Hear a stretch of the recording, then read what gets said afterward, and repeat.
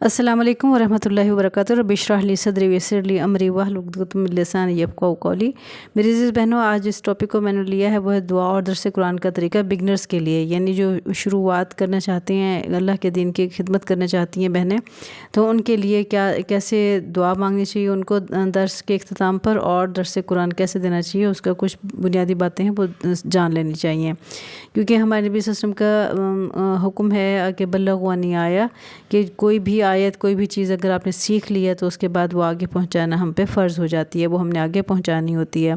लेकिन आगे पहुंचाने की भी कुछ तरीके होते हैं, यानी हिकमत के साथ, नरमी के साथ, प्यार के साथ हमने अल्लाह की बात आगे पहुंचानी होती है ताकि वो बात सबको समझ आ जाए। उसमें सबसे पहले तो जो बहनें ये काम करना चाहती हैं उनको अपने अखलाकियात पे बहुत ज़्यादा तवज्जो देनी चाहिए।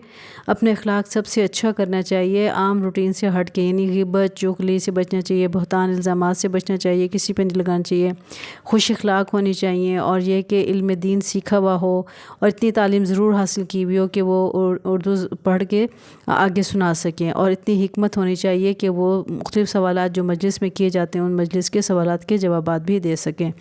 तो इस चीज़ का ख़ास ख्याल रखना है।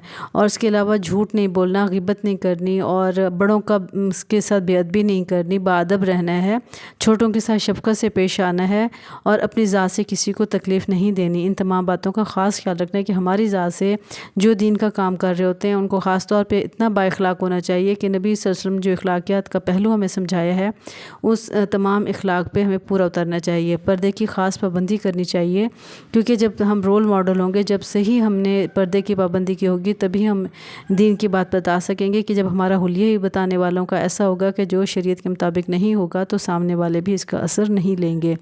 तो पर्दे का भी ख़ास ख्याल रखना है, अपने अखलाक का भी ख़ास ख्याल रखना है, छोटे बड़ों का अदब और छोटों से शफ़क़त ज़रूर करनी है। ज़बान से कोई बात ऐसी नहीं निकलनी चाहिए जिससे किसी की दिल आज़ारी हो या उसका दिल ख़राब हो, क्योंकि हमारे अखलाक से ही पता चलेगा कि हमने इल्म दीन कितना हासिल किया है और कितना हासिल नहीं किया। ये हमारे अखलाकियात, चलना फिरना, बोल चाल से ही पता चलेगा कि क्या हम अच्छे उस्ताद हैं या अच्छे बताने वाले हैं या नहीं हैं। इल्म दीन में दरअसल सारे के सारे, चाहे वो जितने बड़े भी आलिम ही क्यों ना हो, तमाम के तमाम तालिब इल्म होते हैं, स्टूडेंट्स होते हैं, क्योंकि आलिम तो अल्लाह की ज़ात ही है, और हम जो अल्लाह की मखलूक हैं और हमें जो इल्म दिया गया है वो महदूद है, और उस महदूद इल्म के तहत हम सब तालिब इल्म हैं, हम सब सीखते रहते हैं और सीखने के बाद आगे सिखाते रहते हैं और एक दूसरे को रिमाइंडर देते रहते हैं। ये तो होगी अपनी अखलाकियात की बात। दूसरे नंबर पे ये अपनी इतनी तालीम ज़रूर हासिल कर लें कि उर्दू पढ़ के आगे पढ़ा सकें, और इतनी समझ और हिकमत होनी चाहिए कि मजलिस में मौजूद लोग अगर सवाल करें तो उनके सवालों का जवाब भी दिया जा सके, और नरमी से शफ़क़त से उनके सवालों के जवाब दें, और बिल्कुल भी गुस्सा ना करें, क्योंकि मजलिस में हर किस्म के लोग होते हैं। कुछ लोग ऐसे होते हैं जो आपका इल्मी लेवल चेक कर रहे होते हैं, और कुछ ऐसे होते हैं जो वाकई सीखने के लिए आए होते हैं, और कुछ लोग ऐसे होते हैं उस मजलिस में जो तनकीद के लिए बैठे होते हैं। तो सबको सब्र से, तहम्मुल से डील करना चाहिए, और उसको देखना चाहिए कि हमने इनको कैसे इनके साथ बिहेव करना है, और इसके लिए हिकमत के साथ, नरमी के साथ, प्यार के साथ बिहेव करना है। तो ये तमाम बातों का ख़ास ख्याल रखना है। और कुछ कुरानी और मसनून दुआएँ भी ज़बानी याद होनी चाहिए, ताकि दर्स के शुरू में जो कुरानी दुआएँ पढ़ी जाती हैं और मसनून दुआएँ पढ़ी जाती हैं उन दुआओं को भी लाजमी याद कर लें, ज़ुबानी याद कर लें। अगर ज़ुबानी याद नहीं है तो एक डायरी ऐसी बना लें जिसमें वो तमाम बातें लिखी हुई हों, और उस डायरी को खोल के भी आप पढ़ सकती हैं, तो उनको उस वक़्त भी पढ़ना चाहिए। तलफ़्फ़ुज़ की अदायगी बेहतरीन होनी चाहिए दुआ की, जब आप पढ़ रहे हों, और मसनून दुआ पढ़ें या कुरानी दुआ पढ़ें, दोनों सूरतों में तलफ़्फ़ुज़ की अदायगी बहुत ज़रूरी है कि वो सही होनी चाहिए, ताकि हाज़रीन मजलिस उसको सही मायनों में सीख सकें। और एक दुआ जो मैं पढ़ने लगी हूँ, इस दुआ को लाजमी कुरानी दुआ है, इसको पढ़ने, रब्बी इश्रह ली सदरी व यस्सिर ली अमरी वाहलुल उक़दतम मिन लिसानी यफ़क़हू क़ौली। ये दुआ हर आलिम पढ़ते हैं, और दुआ के शुरू में पढ़नी चाहिए। शरह सदर के लिए होती है, दिल को खोलने के लिए होती है, और ज़बान की गिरह को भी खोलती है। तो ये दुआ होती है, अल्लाह ताला से मांगते हैं ताकि अल्लाह ताला हमें शरह सदर अता फ़रमाए, और हम सही मानों में अल्लाह की बात अल्लाह के बंदों तक पहुँचा सकें, ताकि हमारे लिए भी फ़ायदा मंद हो। तो इसका ख़ास ख्याल रखें, अपने अखलाक का, अपने किरदार का ख़ास ख्याल रखें, और पहले ख़ुद अमल करें और फिर दूसरों को अमल करने के लिए बात कहें। देखिए, जब तक हम खुद परफेक्ट तो खैर कोई इंसान भी नहीं हो सकता, लेकिन कोशिश तो की जा सकती है ना।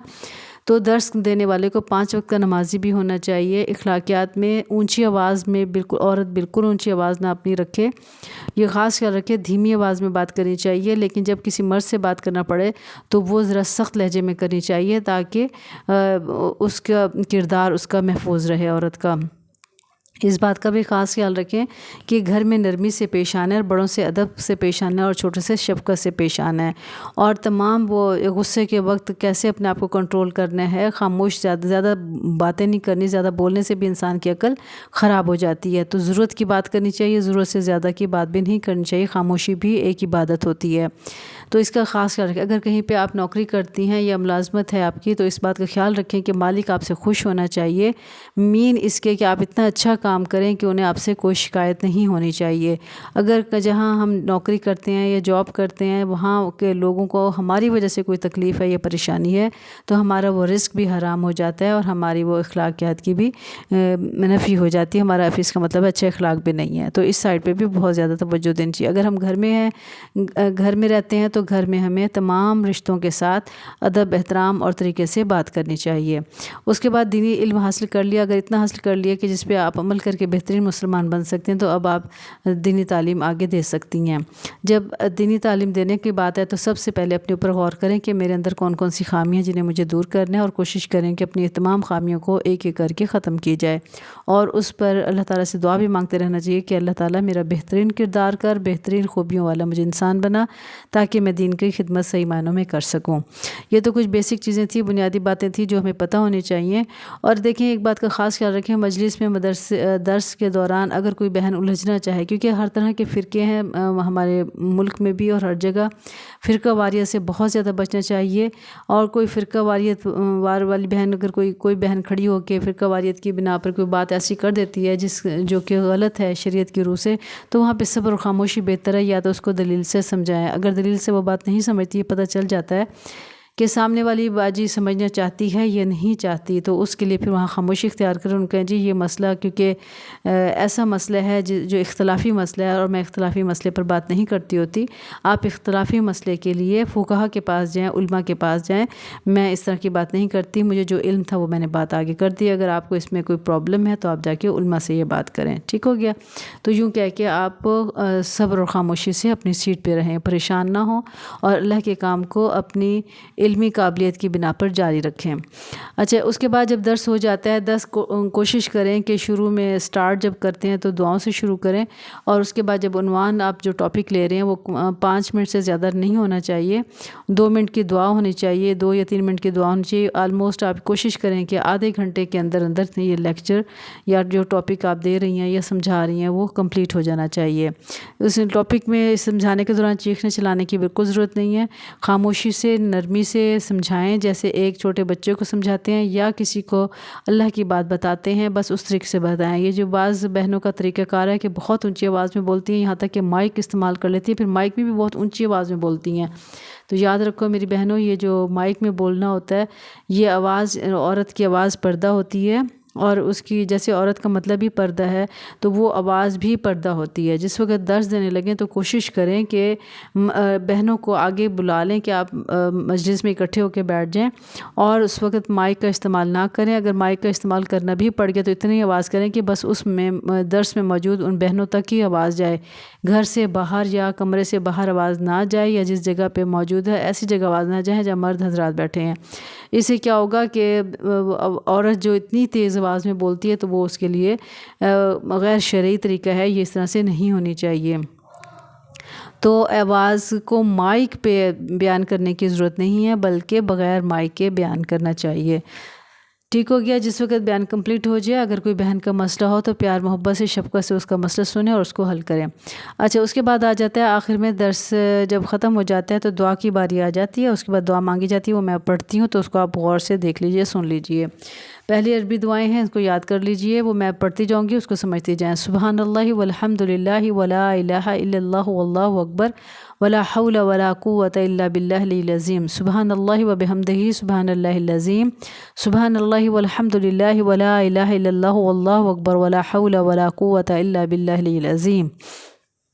اس کے بعد درود شریف ابراہیمی پڑھیں جو نماز میں پڑھتے ہیں، پھر دعا ربنا تقبل منا انک انت السمیع العلیم وتب علینا انک انت التواب الرحیم۔ یا رب العالمین جو کچھ پڑھا، جو کچھ پڑھایا، جو کچھ سکھایا صرف تیری ہی دی ہوئی توفیق کے ساتھ ہے یا اللہ، تو اسے ہم سے قبول فرما لے۔ ربنا آتنا فی الدنیا حسنۃ وفی الآخرۃ حسنۃ وقنا عذاب النار۔ یا رب العالمین تو ہمیں دنیا کی بھلائیاں عطا فرما اور آخرت کی بھلائیاں نصیب فرما اور ہمیں آگ کے عذاب سے بچا لے۔ ربنا لا تزغ قلوبنا بعد اذ ہدیتنا وہب لنا من لدنک رحمۃ انک انت الوہاب۔ اے ہمارے رب، ہمیں ہدایت دینے کے بعد ہمارے دلوں کو ٹیڑھا نہ کرنا اور ہمیں اپنے پاس سے رحمت عطا فرما، بے شک تو بہت عطا فرمانے والا ہے۔ یا اللہ، اس راستے پر لانے کے بعد، اس راستے پر چلنے کے بعد ہمیں اس سے دور نہ کرنا اور ہمیں استقامت عطا فرما۔ یا رب العالمین تمہاری حفاظت فرما، تو ہمارے ایمان کو سلامت رکھنا، مرتے دم تک تو ہمیں ایمان نصیب فرما۔ ربی اعنی علی ذکرک و شکرک و حسن عبادتک۔ اے اللہ، بہترین عبادت کی، بہترین ذکر اور شکر کی توفیق عطا فرما۔ یا رب العالمین، یا رحم الراحمین تو ہمارے اخلاق کو بہترین بنا دے اور برے اخلاق دور کر دے۔ یا اللہ، تو ہماری بری عادتوں کو دور کر دے اور اچھی عادتیں عطا فرما دے۔ رب ارحمہما کما ربیانی صغیرا۔ یا اللہ، تو ہمارے والدین پر اپنی رحمت فرما۔ یا رب العالمین ہم سب کی مشکلات دور فرما اور ہمارے اٹکے ہوئے کام درست کر دے۔ یا اللہ، جو بھی بیمار لوگ ہیں اس مجلس میں، اپنے گھروں میں یا ہسپتالوں میں، سب کو صحت عطا فرما دے۔ ربنا حب لنا من ازواجنا وذریتنا قرۃ اعین وجعلنا للمتقین اماما۔ اے ہمارے رب، ہمیں اپنی بیویوں، خامند اور اپنے اولاد سے آنکھوں کی ٹھنڈک اور ہمیں اپنے پرہیزگاروں کا امام بنا۔ یا رب العالمین جن لڑکوں لڑکیوں کی رشتے نہیں ہوئے، انہیں نیک بیویاں اور شوہر یا رب العالمین عطا فرما۔ یا رب العالمین جن لوگوں کو حج عمرہ پر جانے کا شوق ہے، ان کا شوق پورا کر دے اور انہیں اپنے گھر بلا لے۔ یا اللہ، ہمیں دنیا اور آخرت میں عزت عطا فرما دے۔ یا رب العالمین ہم، ہمارے والدین، بہن بھائیوں، ان کے اہل عیال، تمام رشتہ داروں، احباب، جاننے والوں، انجانے مسلمان جس مشکل اور پریشانی میں ہیں، ان سب کی پریشانی اور مشکلات دور فرما دے۔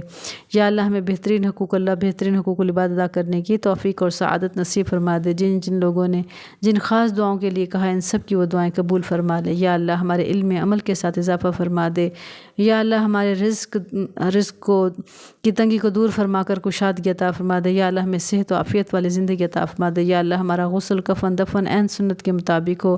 یا اللہ، ہمیں موت کی سختی سے بچانا۔ یا اللہ، ہماری قبر کو جنت کے باغوں میں سے ایک باغ بنا دے۔ یا اللہ، جتنی بھی بہنیں آئی ہیں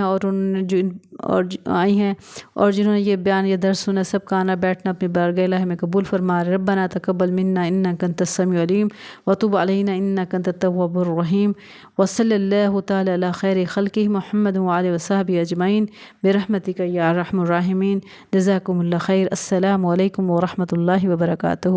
میری عزیز بہنوں، یہ دعا میں نے آپ کے سامنے پڑھی ہے۔